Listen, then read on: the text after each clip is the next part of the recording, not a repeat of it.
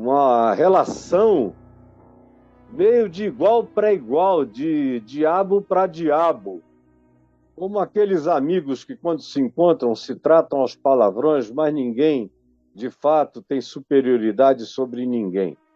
E o verso 9 fala de que essas pessoas que estavam presentes ali nos dias de Judas, irmão de Jesus, irmão de Tiago, irmão de Jesus, nos meados do primeiro século, anos 40, 41, 50, 60, da expressão da evangelização da igreja no mundo, do lado de fora, e envolvendo também a presença dos judaizantes sempre perseguindo, sempre cheios de suposta autoridade. E aqui tem um outro grupo, que provavelmente seja um grupo da seita dos gnósticos, que também usavam de suposta autoridade espiritual para autorizar. Havia várias linhas gnósticas, como eu já falei várias vezes, não vou me repetir aqui. Mas numa dessas linhas, uma era ascética, totalmente ascética. Não toques disso, não pegues aquilo, não bebas aquilo outro, tudo aquilo que é material é mal, você tem que crescer espiritualmente por revelações de conhecimento que ninguém tem, só os iniciados. E, pois bem, mas havia um outro grupo que era totalmente libertino, que dizia que porque havia uma dicotomia entre matéria e espírito, o que você fazia no corpo, materialmente falando, não incidia, não prejudicava, não correspondia, não tinha implicações negativas no espírito. Por isso você podia ser espiritualmente um santo e física e comportamentalmente um devasso, extremamente dissoluto, sem nenhum tipo de fidelidade para com ninguém nessa área sexual, no coração. Afinal de contas, uma coisa não incidia sobre a outra. Você podia ser um bom santo, conhecendo os conhecimentos raros e misteriosos, e ao mesmo tempo se permitindo todo tipo de licenciosidade e de dissolução. É nesse espírito que Balaão aparece também. Ele aparece como ente ganancioso, conforme a ganância manifesta pelo Balaão aqui de Números 22 em diante, que era um ente ganancioso. Eu vou explicar depois porque eu estou dizendo isso, porque Judas diz isso, e porque se afirma isso em alguns lugares. E, além de tudo, era uma pessoa dissoluta, ou seja, o negócio dele era dinheiro e prazer, e hedonismo. Ele tinha essas duas grandes dedicações e achava que ele encontrara uma espiritualidade que autenticava a ganância dele, tanto quanto autenticava a liberdade licenciosa, do ponto de vista de uma sexualidade promíscua e dissoluta. E ele tinha uma teologia para justificar ambas as coisas. Como nos dias de Judas já havia esses, por isso ele diz: ai deles, como eu disse ontem. E disse aonde essa expressão ai deles aparece no Velho Testamento, e disse que ela superabunda no discurso de Jesus em Mateus 23, ai deles. Ela está frequentemente manifesta no Novo Testamento e no Apocalipse. Ai deles, até mais do que no Velho Testamento. E aqui esse ai deles, dizendo: eu não queria estar na pele desses caras, porque o que os aguarda é horrível, diz o irmão de Jesus, Judas. Ai deles, porque prosseguiram pelo caminho de Caim, que, como eu expliquei ontem, é um caminho que não tem fim. Esse caminho do ódio e de tudo que a gente vê entre nós, entre os que prosseguiram no caminho de Caim. Ontem eu falei 1 hora inteira sobre o caminho de Caim. Eu não vou me repetir, você vai assistir o que eu disse ontem, caso não tenha assistido. Sobre os que prosseguiram e estão andando hoje no caminho de Caim, e qual é o significado espiritual desse caminho. Por favor, assista a mensagem de ontem. E aí Judas prossegue, ai deles, porque eles vivem, caminham e andam e prosseguem movidos de ganância. Por isso se precipitaram no erro de Balaão, conforme a ganância de Balaão, que precisa agora ser aqui por nós explicada rapidamente. A ganância e depois a promiscuidade, que é o que Apocalipse, no capítulo 2, no verso 14, faz alusão a respeito.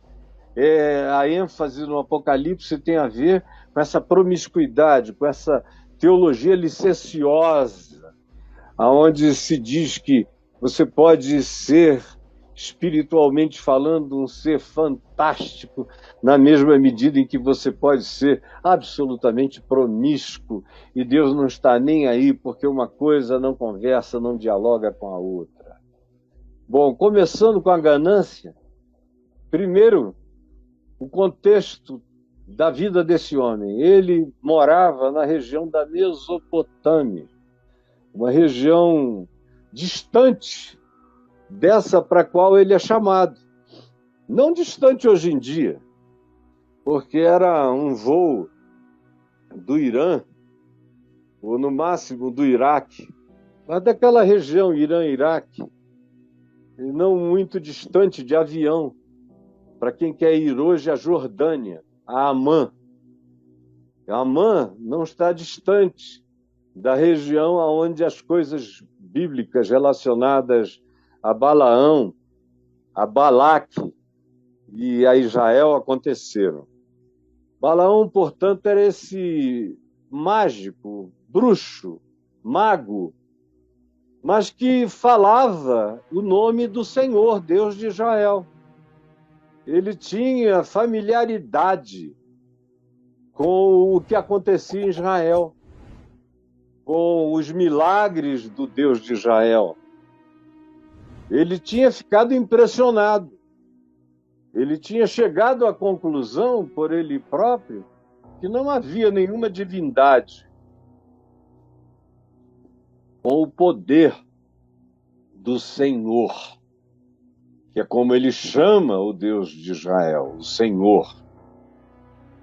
E conquanto a espiritualidade dele fosse toda louca, ele diz que ele recebe as visões, as revelações e os poderes sobrenaturais dele, de Deus. Pois bem, Israel vinha na sua peregrinação, tinha saído do Egito, já tinha andado muito tempo no deserto, estava quase na iminência de entrar na terra de Canaã, estava onde hoje é a Jordânia, aquém do Jordão, bem embaixo das colinas de Moabe, e na frente das campinas de Jericó. É aí que ele está posicionado. Ali ficava e fica a montanha de Moabe. Ali é a região de Midian, toda aquela região de Midian, de Amon, são regiões bíblicas conhecidas. E dali daquele lugar, o Balaque, que era o rei dos Moabitas, e estava em associação direta com os midianitas, para ver se no ajuntamento dos seus exércitos eles tinham condição de fazer frente ao exército de Moisés, ao povo de Israel, que era em número maior e cujas histórias os precediam à medida em que eles iam avançando pelo deserto, chegando perto de Canaã. Eles foram tomando todos os lugares, vencendo todas as batalhas, e a fama deles correu E o que se dizia é: o Deus deles vai adiante deles. Eles andam com uma arca de poder, uma arma sobrenatural, uns sacerdotes que tocam umas trombetas, e eles parece que são cercados por poderes extraordinários, que não são dessa ordem de coisas. E nós precisamos de uma ajuda sobrenatural. Aí alguém falou de Balaque, lá na Mesopotâmia, e disse: olha, tem um cara lá que é da pesada. Ele amarra, faz trabalho de amarração, de desamarração, ele controla os espíritos, ele amaldiçoa, e se ele amaldiçoar, o amaldiçoado está danado, seja um indivíduo ou seja um povo inteiro. Como também ele abençoa e ninguém retira a bênção. Agora, ele é caro. Ele é caro. E ele mora longe. Ele não vai querer sair de lá, de onde ele está, para vir até aqui. Vir do Irã ou da Pérsia e vir andando num jumento, um animal de carga, com uma caravana que o rei iria mandar até aqui de graça. Aí o rei mandou os melhores, alguns dos melhores príncipes, com uma dinheirama, com recursos, com tudo que ele podia mandar para impressionar a Balaão. E esses homens chegaram lá e pediram a Balaão para ir até Balaque, nas montanhas dos Moabitas e dos Midianitas, de onde se podia ver na campina os milhares e milhares de Israel acampados, cujo topo da campina ele haveria de amaldiçoar todo o povo de Israel de frente, numa visão frontal, no Pisgá, que era o cume do monte. Lá em Pisgá, no alto, você vai ver todo mundo de lá, você amaldiçoa. É o que Balaque está propondo, ele mandou todo esse tesouro para ti. Aí o Balaão ouviu e falou: olha, fiquem aqui uma noite, porque eu preciso ouvir o que o Senhor Deus me ordena antes de eu ir com vocês. Então esperem. Quando foi no dia seguinte, Balaão veio e disse: olha, Deus me disse que esse povo não é para ser amaldiçoado, porque esse povo é bendito, é um povo de Deus. Ele não quer, ele abençoou, ele não quer que eu vá lá amaldiçoar o que ele abençoou. Me disse para não ir. Podem levar o tesouro do rei, porque eu não vou. Então, até aí, aparentemente, parecia que o bruxo estava num processo de temor de Deus, que iria se conter, e não faria nada errado. Aqui é chamado de erro de Balaão. Mas que erro foi esse? Ele despediu os homens e os homens foram embora. Chegaram depois de dias de viagem. Chegaram até Balaque. E Israel não estava ameaçando nada. Porque, de fato, o povo de Balaque, os moabitas, estavam sobre as montanhas. E a herança de Israel era do Jordão para lá. Mas o medo de Balaque era muito grande. Eles são tão poderosos, ainda tem Deus com eles, que se eles quiserem, eles passam aqui, a expressão que ele usa, eles nos lambem. Como quem passa a língua e lambe, assim, ó. E a gente acabou. Vem essa notícia, Balaão não vem, porque ele disse que o Senhor, que é o Deus dos israelitas, disse para ele não vir, porque esse é um povo abençoado. E aí Balaque disse: abençoado nada, está faltando é mais grana. E eles disseram: olha, ele mandou te dizer que ainda que tu deis toda a tua casa, com todos os teus bens, para ele não virá. Ele subiu e ergueu ainda mais o preço. Não virá, ainda que tu deis. Aí o Balaque disse, vamos ver se ele vem ou ele não vem. Aí mandou alguns príncipes mais elevados e mais superiores ainda naquela sociedade moabita e midianita, e chegaram lá depois de mais outros dias de viagem, falaram a mesma coisa a Balaão. Balaão disse, eu já falei que o Senhor me proibiu, eu não posso. Mas eles viram nos olhos de Balaão que Balaão só não tinha ido porque tinha sido proibido. E ficou com medo da retaliação divina. Eles viram na cara dele que não era o temor do Senhor que estava nele. Que por um outro preço, quem sabe? Aí eles abriram os tesouros e olha, é mais, é mais. Mas o Senhor disse para você não ir, que pena, porque é tão mais. Aí o Balaão disse, fiquem aqui mais uma noite. Eu vou perguntar para ver se o Senhor tem algo além a dizer, algo mais a dizer, alguma concessão a fazer, algo a acrescentar à sua palavra. É aquele pessoal que sempre diz que tem uma nova revelação, um novo mover, uma nova palavra de Deus, que no passado era assim, mas agora as coisas evoluíram, Jesus mudou de ideia, se arrependeu. Foi como um dia o Edir Macedo me falou, esse negócio desse evangelho que você prega é muito bom para os desesperados, os angustiados, os pobres, sem esperança da terra. Agora, aqui na minha igreja ninguém prega isso, não. Porque Jesus dá azar. A cruz só exprime tristeza, melancolia.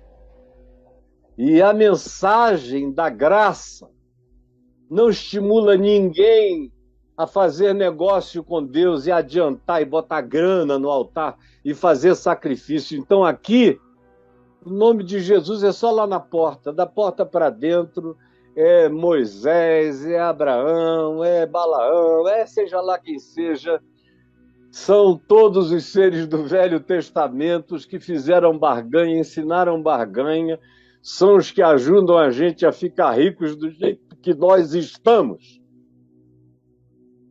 Então esperem aí, disse Balaão. Vamos ver se Deus tem uma palavra a acrescentar. É desse pessoal que crê em novas revelações.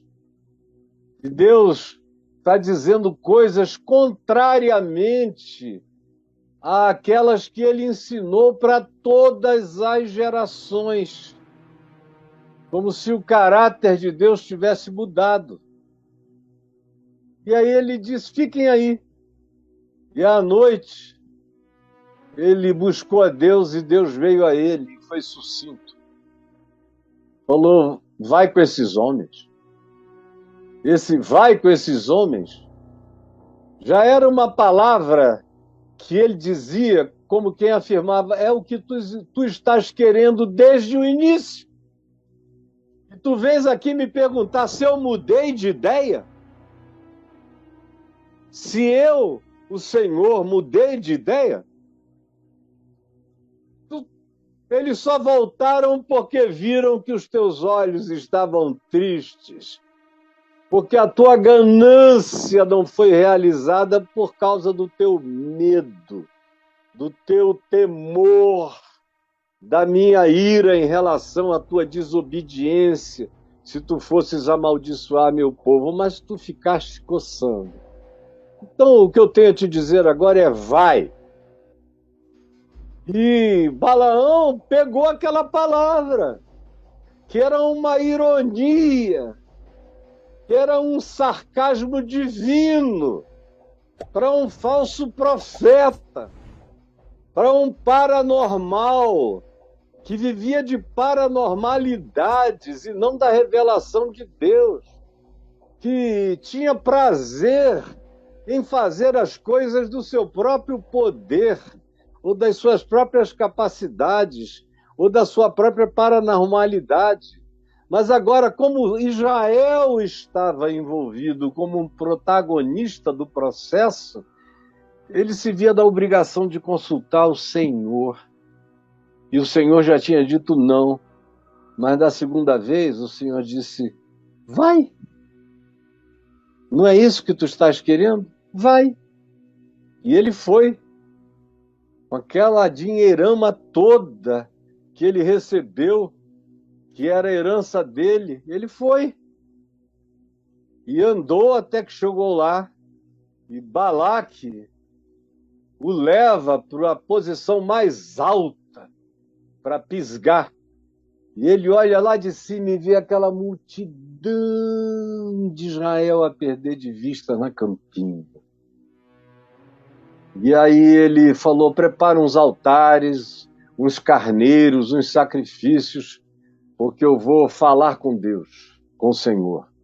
Aí ele voltou, e quando começou, estendeu a mão, ao invés de amaldiçoar, o que saiu da boca dele foi bênção. E ele abençoou o povo de Israel, e Balaque foi ficando perplexo. Quando ele acabou, dizendo esse povo é invencível, porque o Senhor está com ele, Balaque estava com ódio. O que tu fizeste? Tu pegaste o meu dinheiro para vires amaldiçoar, não para vires abençoar, e tu abençoaste. Aí Balaão disse, olha, não deu, quando eu vi, saiu a bênção.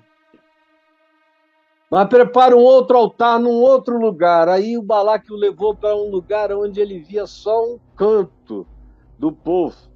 Pensou, quem sabe aquela visão panorâmica o assustou. Vou levá-lo para uma nesga de visualização, para ele ver só um pedaço do povo, quem sabe ele se anima. Aí ele falou, prepara o altar, bota aí todo esse tipo de aparatos da mecânica sacrificial, para que a mandinga, para que o que eu vou fazer dê certo, porque eu vou conversar com o Senhor. Aí lá volta ele. Vai amaldiçoar, mas o que procede é bênção. De novo, bênção, bênção, bênção, uma bênção muito melhor. Ou seja, do ponto de vista de Balaque, piorada. E aí Balaque fica louco. Que é isso? Parece que eu contratei um bruxo para vir me amaldiçoar, porque quando tu abençoas, e a inferência da tua bênção a eles, a consequência silenciosa é que tu estás me amaldiçoando, porque eu é que estou desejando o enfrentamento deles. Aí Balaão disse, me dá mais uma chance. Deixa eu saber o que Deus fala. Aí lá foi ele, nessa história de quem sabe da última vez Deus fala, mas ele, quando ia partindo para a última consulta, nem foi preciso. E eu aqui poupei a narrativa de que no caminho para lá, da casa de Balaão até Moabe, até Balaque, lembram daquela história de que o anjo do Senhor fica na presença, diante da jumenta de Balaão, 3 vezes, empurra a jumenta para lá, a jumenta se desvia para todo lado, até que chegou uma hora a jumenta se jogou no chão, na 3ª vez, e toda vez ela apanhava de Balaão. E aí, nessa hora, o Senhor abriu a boca da jumenta, e a jumenta falou com o profeta louco e insensato. Porque profetas insensatos e loucos acabam sendo advertidos por profecias de jumentas. Isso pode ser uma metáfora, no caso lá não era, foi literal, mas para nós aqui agora pode ser uma metáfora, mas eu devo dizer que o mundo está cheio de profetas ouvindo a voz de jumentos, na desobediência na qual vivem em relação a Deus. Fecho parênteses. 3ª tentativa. Nessa, Balaão já nem vai para a consulta, ele vai saindo e volta, e ele já volta tomado por aquilo, e ele estende as mãos e abençoa. e diz: olha, contra esse povo não há encantamento, não há maldição, não há mandinga que pegue. A bênção de Deus está ordenada e não há ninguém que retire. Até do balde de águas deles brotam águas como se fosse fonte viva. A bênção que está sobre eles não está sobre ninguém aqui e nem estará. Aí Balaque ficou louco, absolutamente louco. Dispensou a Balaão e Balaão disse: eu vou voltar para casa. Mas, na realidade, ele deu uma volta e lá na frente, no caminho, ele desceu e fez uma jornada pela Campina do Jordão até entrar no meio do povo de Israel. Aí, quando ele chegou dentro daquela população de milhares e milhares de Israel, sabem o que foi que aconteceu? Ele começou a inflar o coração dos filhos de Israel. Começou a inflar. Começou a dizer: olha, vocês são inamaldiçoáveis. Eu estava lá. Recebi uma grana para vir amaldiçoar vocês, mas o Senhor é o Deus de vocês mesmos. Fiquem à vontade, fiquem livres. Vocês podem tudo. Vocês têm permissão para tudo. A mão do Senhor é sobre vocês. Então, ele vai para dentro do povo de Israel e começa a inflá-los, a ensoberbecê-los, a dizer: vocês são poderosos, vocês reinam em vida, vocês são superiores, a mão de vocês está sobre, a mão de Deus está sobre vocês, a bênção de vocês não tem igual, o poder de vocês não tem comparação. Aonde quer que vocês cheguem, a mão de Deus estará presente. Fiquem livres, vocês são o povo da liberdade total para escolherem o que vocês quiserem, porque Deus aprovou, chancelou vocês à vontade.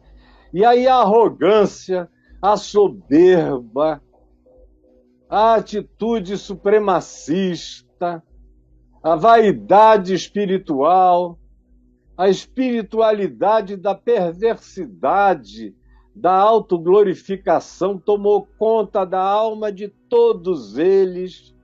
Eles celebraram, eles eram os seres superiores, eles eram os entes da prosperidade, até do balde deles brotariam fontes vivas. É uma teologia da prosperidade extraordinária. A sementeira de vocês é incomparável. Aonde vocês semearem vai dar mais do que a natureza consegue explicar, porque vocês são os prósperos, os poderosos, vocês são inigualáveis. E vocês todos que estão me ouvindo aqui já ouviram esse mesmo discurso de Balaão nas congregações do atual povo de Israel, cuja congregação vocês frequentam, a qual vocês pertencem. Mas ele não ficou só aí. Ele, como diz o Apocalipse, no capítulo 2, no verso 14, aonde Jesus diz: eu tenho, porém, contra ti, que tu acolhestes no meio de ti, falando da igreja, alguns dos que carregam a doutrina de Balaão.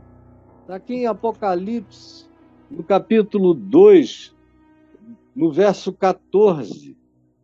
Tem, escrevendo a igreja de Pérgamo, só ela já dava um livro inteiro. Eu tenho um livro sobre essas 7 igrejas, chamado O Apocalipse das Igrejas. Está aí no meu portal para quem quiser. É um dos melhores livros que eu já escrevi.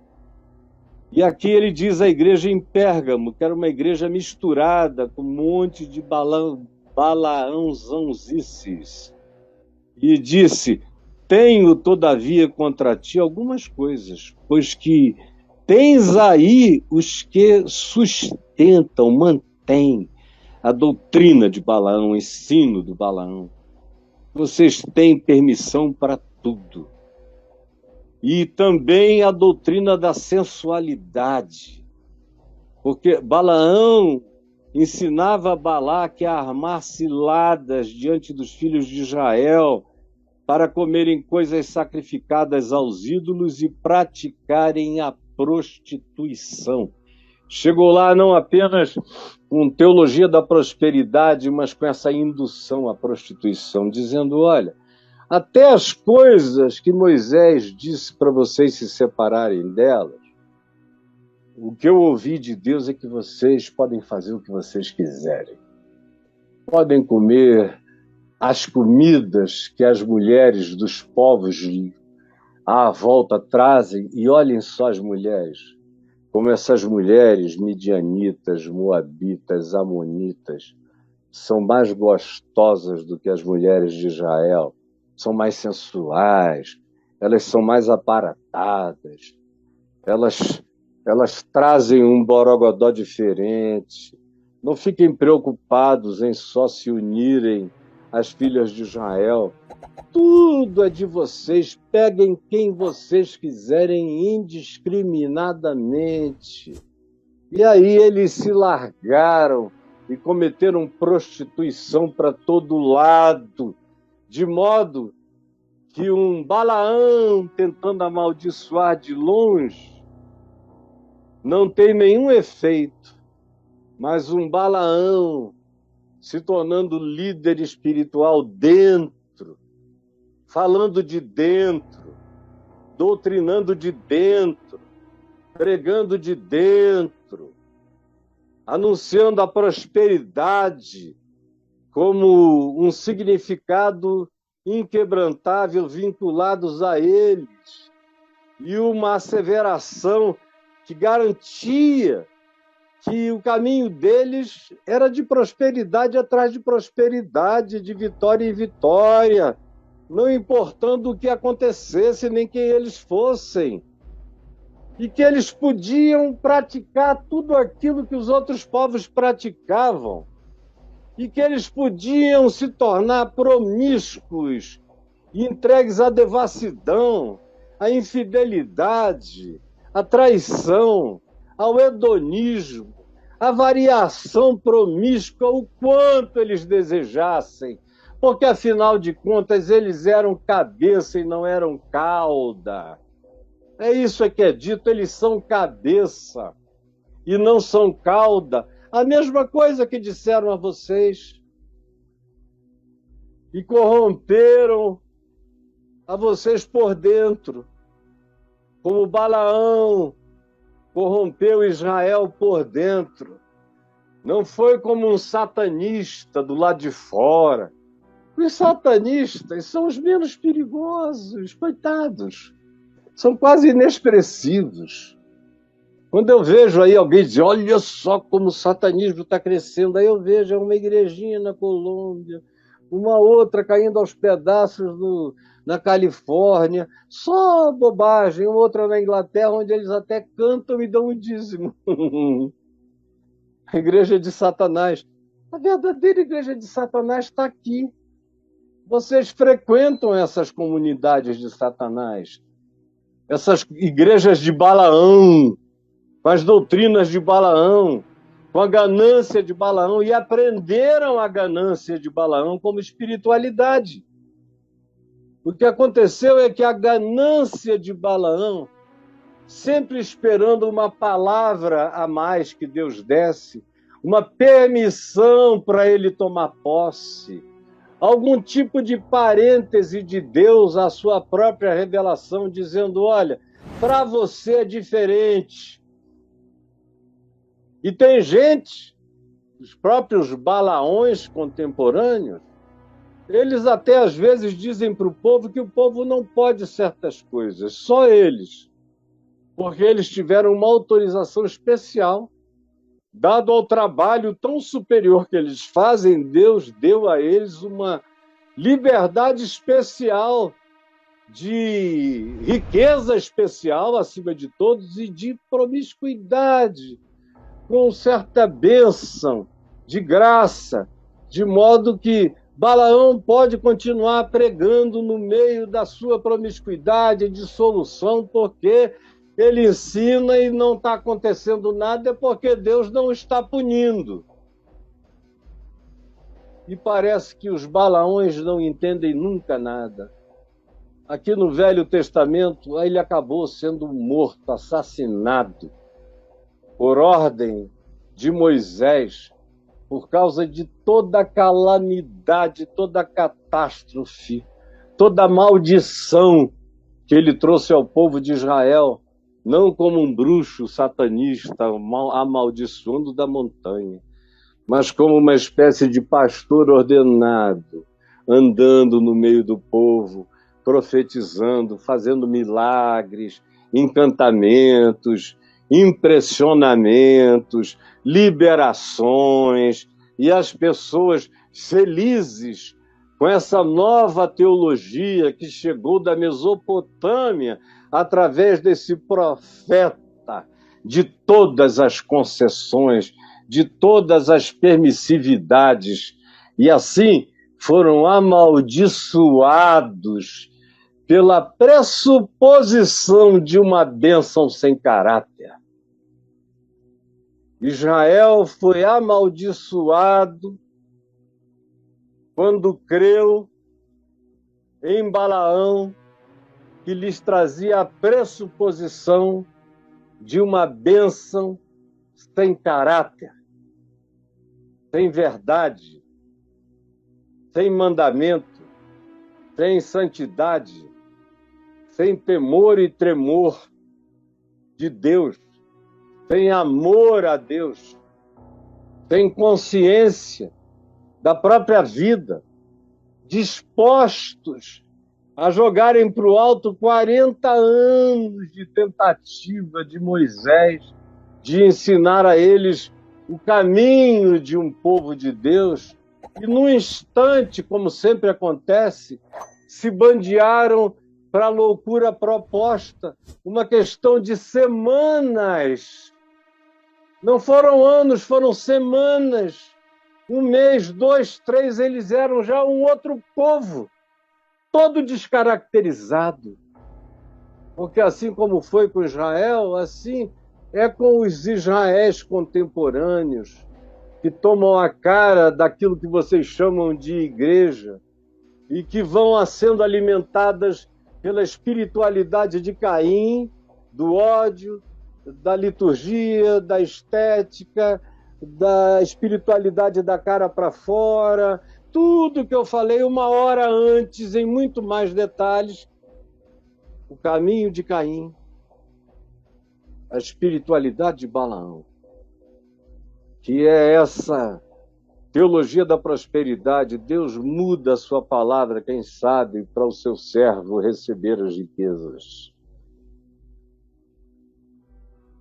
Deus muda a sua palavra, quem sabe, para que de repente a gente ensine maldição ao povo de Deus ou a outros povos, para que por tal poder espiritual uns amaldiçoem os outros.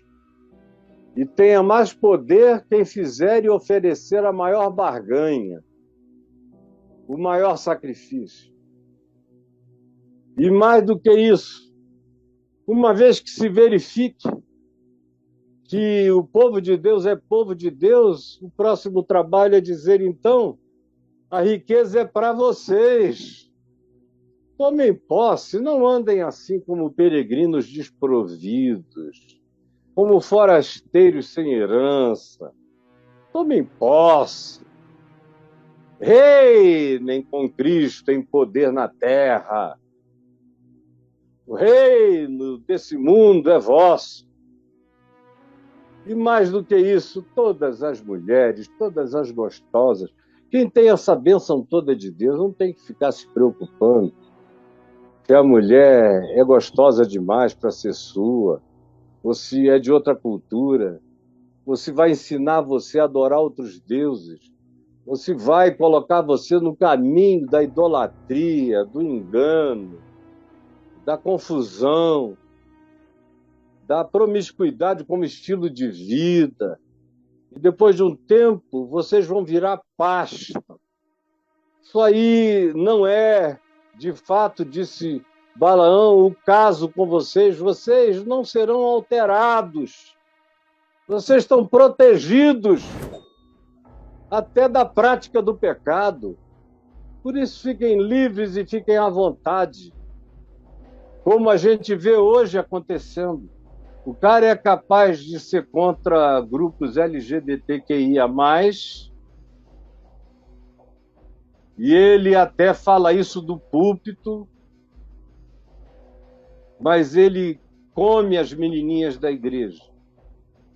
Come, gostoso, calado, um dia depois do outro, vai comendo. Uma covardia danada. A pessoa vai, abre o coração, fala das suas frustrações e daqui a um mês está de perna aberta numa cama de motel com o pastor, com o líder, com o profeta, seja lá com quem for, porque não tem limite, ele tem essa prerrogativa. A vara e o cajado dele consolam as irmãs. É ministério de consolação, tadinhos. É uma pena. Tem uns até que depois as mulheres me dizem, que os caras dizem uma pena que o teu marido não saiba te dar prazer. Dorme comigo, vem para a cama comigo umas 4, 5 vezes que eu vou te ensinar a gozar tanto que ou teu marido aprende ou você arranja um outro, ou se você não arranjar um outro e for discreta, eu vou te ajudando a gozar por aqui mesmo. Isso eu não estou inventando, eu estou ouvindo isso há milhares de anos praticamente. Desde o início só piora, só piora, só piora. Porque as pessoas perderam o pudor. Por exemplo, quando eu traí a mãe dos meus filhos, e eu fiquei perturbado, que eu pedia todo dia a Deus que me matasse, porque eu não queria viver daquele jeito. Ao mesmo tempo, chegar e dizer para ela o que estava acontecendo, ia ser de uma dor tão grande para ela, para os meus filhos, para os meus pais, para os que me amavam, que eu me coloquei em desespero, porque eu não conseguia pensar no retorno ao casamento, em qualquer base anterior. Eu queria também sair do casamento, da conjugalidade. Parecia que o único caminho era aquele, da ilegalidade, que me perturbava, que me afligia, que me botava num estado de pecaminosidade constante, de angústia. E aí eu não conseguia mais pregar. Eu fui cancelando a minha agenda toda. Terminei o primeiro ano fugindo da pessoa, evitando encontros que pudessem favorecer a desembocadura em algo que, a meu ver, parecia inevitável, na solidão. No segundo momento, o coração já estava tão desesperado que eu fui me entregando aquilo com muita agonia, mas me entregando, saía dali pedindo a Deus para morrer. E aí a angústia foi tão grande que eu passei a ser visitado em sonhos toda noite, toda noite, toda noite, até a perturbação se tornar insuportável. Como eu não tinha coragem de acabar com a própria vida, eu pedi ao Senhor que me matasse, que me levasse, que me acidentasse, que me comesse com um câncer, porque eu não queria viver daquele jeito. Eu era santo de Deus e não queria viver aquela vida. Não era promíscua, mas era adúltera.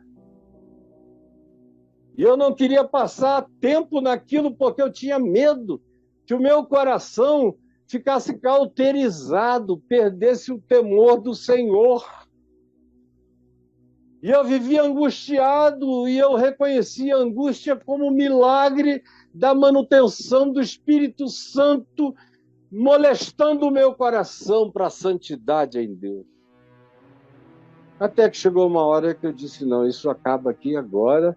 E quando eu contei, Eu esperei o prazo que me foi pedido de 3 meses para eu tornar público, e para que a minha própria esposa se preparasse para ela mesma tornar público também, porque ia ser pesado demais para todo mundo, inclusive para os nossos filhos.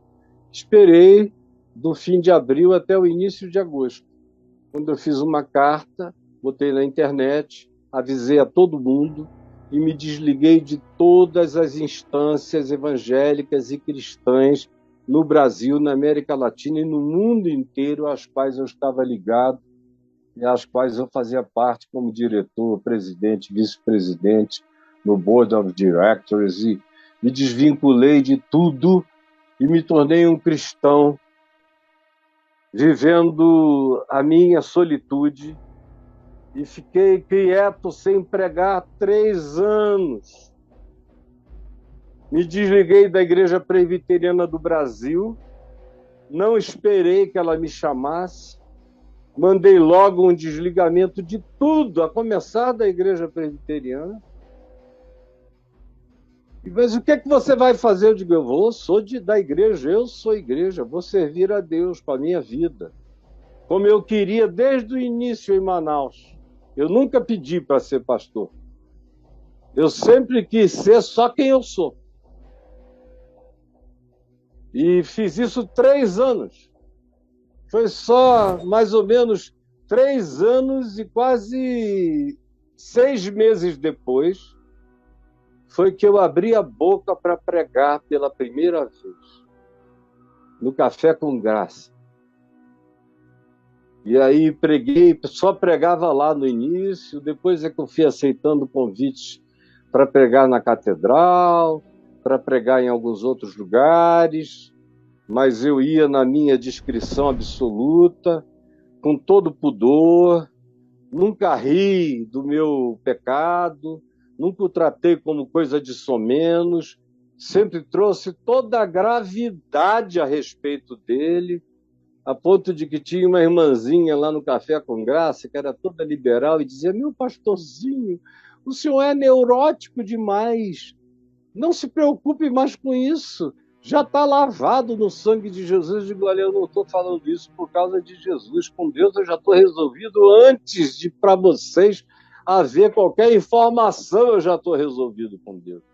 Eu falo isso para o bem da consciência de vocês, para a consciência de quem me ouve, para vocês não brincarem de conciliação com uma vida torpe, que só coloca vocês no erro de Balaão, só coloca vocês numa promiscuidade sem consciência, sem dor, sem arrependimento sincero. E outra coisa, conquanto o meu arrependimento diante de Deus me restaure na mesma hora diante de Deus, ou o meu arrependimento, como eu ensino aqui, já é sinal de que eu já estou perdoado, de modo que quando eu me arrependo é porque eu já estou perdoado. Mas mesmo sabendo disso e crendo nisso, eu mantive a minha atitude de arrependimento, sendo confessada por 3 anos e 5 meses, por causa dos outros, na esperança de que o que era graça de Deus na minha consciência não se transformasse em promiscuidade mal compreendida a minha consciência pela percepção dos outros, que eram infantis e não sabiam discernir entre a mão direita e a mão esquerda. Eu mesmo achei que, no mínimo, eu tinha que fazer o que eu fiz. E quando eu cheguei aqui em Brasília, começando o caminho da graça, não foi dizendo como Balaão, coisa nenhuma. Nem vocês são os melhores, foi ao contrário. Foi uma desconstrução de tudo, até o que eles pensavam que tinham foi desconstruído porque era mentira. E eu fui ensinar a eles as verdadeiras riquezas no Evangelho, quais eram. E conquanto eu tenha tirado de sobre eles o jugo pesado de Moisés e colocado só o jugo de Cristo, que é suave, o fardo é leve, mas é um jugo que existe. com pudor, com amor, com reverência, com respeito, com fidelidade, com lealdade, com tudo o que implica uma vida que de fato ama e respeita os entes amados. Quem ama não trai, quem ama não engana, quem ama não se prostitui, quem ama não brinca de conquistar os outros, de seduzir e deixar os outros sofrendo. Quem ama não faz isso. Quem ama foge, deixa sofrer, sofre o sofrimento dos outros, mas não acrescenta dias de engano à vida de ninguém. E mesmo no meu pecado foi isso que eu tentei fazer, para ter autoridade, para dizer o que eu digo a você. Para dizer o que eu digo a você, com temor e tremor, com autoridade e com toda a verdade em Cristo. Agora, tem uma quantidade enorme de gente pastoreada pela doutrina de Balaão. Tem gente pensando que são só os pentecostais que caem nessas armadilhas de Balaão. Não, presbiterianos estão aí, nas doutrinas de Balaão, se achando um grupo super superior, maior, mais elevado, mais puro, mais santificado, mais separado. Um grupo especial. E não resistiram às tentações, nenhuma delas. Caíram em todas, inclusive a do ditatorialismo vitalicizante, que é o que eles vêm praticando, até o dia em que sentirem e provarem a mão de Deus, trazendo a misericórdia da disciplina e do juízo sobre esses puritanos arrogantes que humilham o resto dos seres humanos. Esses aqui são Balaões de engenharia reversa. Eles não dizem, vão, todo o dinheiro é de vocês e peguem as mulheres que vocês quiserem. Eles dizem, vocês podem ter muito mais poder político, e a prova disso é o que já aconteceu até aqui, e vocês não podem se casar senão com as mulheres santas da congregação, porque todo mundo de fora é pecador, e gente do grupo LGBTQIA+, é todo do inferno. E agora criaram um problema enorme, porque as mulheres que já pregavam vão ter que deixar de pregar na igreja, e um monte de meninos, filhos de pastores presbiterianos que são lésbicas e são gays, alguns vão se suicidar, outros vão se deprimir até a morte, outros pastores sem saber como lidar com o assunto depois de todas as asseverações de juízo do inferno contra quem assim é e assim seja. Depois disso tudo, não sabem como acolher seus próprios filhos e mergulham em depressão angustiosa, de modo que o que nos aguarda nos próximos anos é juízo de todo lado. Para aqueles que caíram na libertinagem da ganância de Balaão, que é a grande maioria dos evangélicos, se tornou um povo ganancioso por dinheiro, por política, por poder, por fama, por posição e por autorização. Eu me lembro que quando eu me divorciei, eu fui tratado assim como se fosse o Papa Francisco, se fosse casado se divorciando. Foi um inferno. Agora eu vejo aí o pessoal se divorcia 3x2, pastores que falavam mal de mim, como o Magno Malta, já está no 3º casamento, daqui a pouco está no 4º, e rindo, e paz e amor, irmãos, e todo mundo, um grupo enorme, e podem sair variando, eu dou graças a Deus, porque só eu não pude, porque eu também não queria.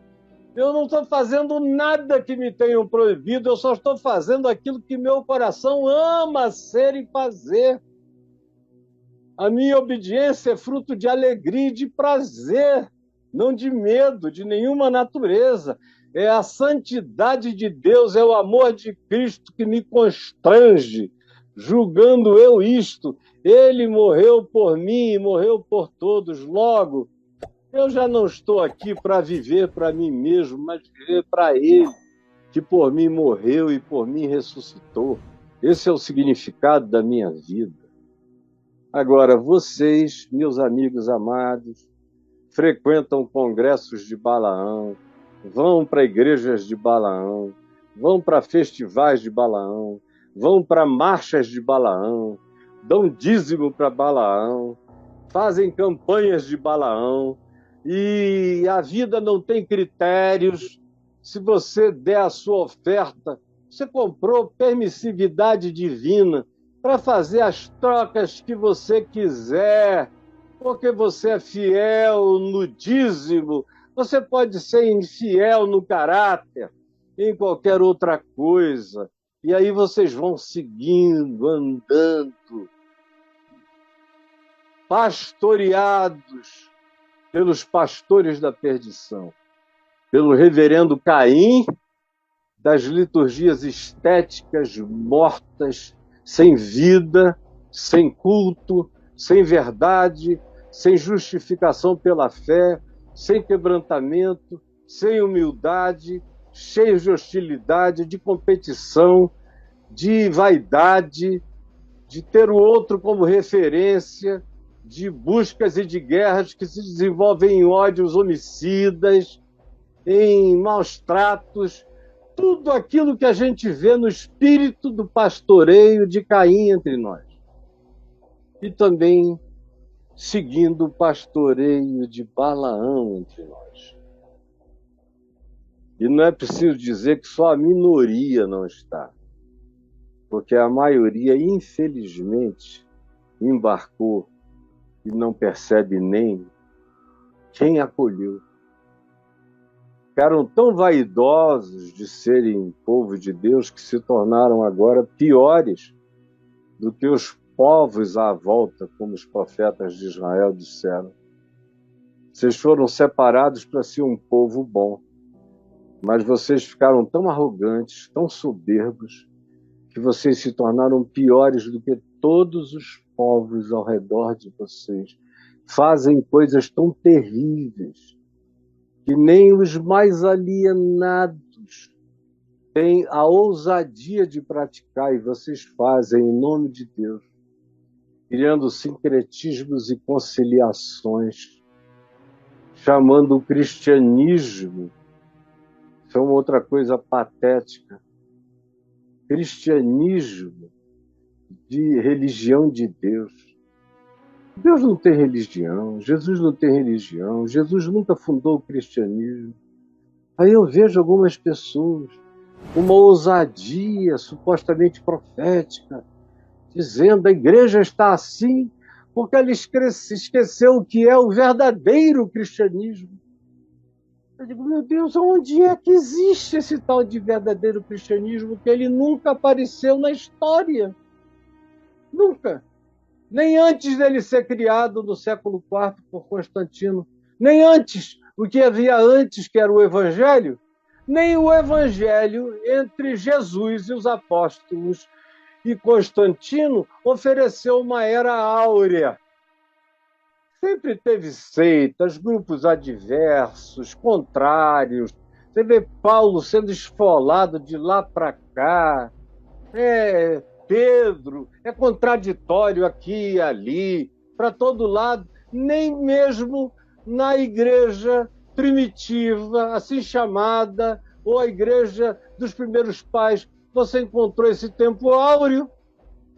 Quanto mais no cristianismo, que é só um fenômeno político, religioso, é uma potestade política da terra, mais uma delas, vinculadas a poderes espirituais, é uma potestade, é um principado e uma potestade que tem o seu equivalente espiritual e não é positivo, é negativo. Olhe para a história do cristianismo e veja se eles receberam mensagem do anjo Gabriel ou se foi de Satanás.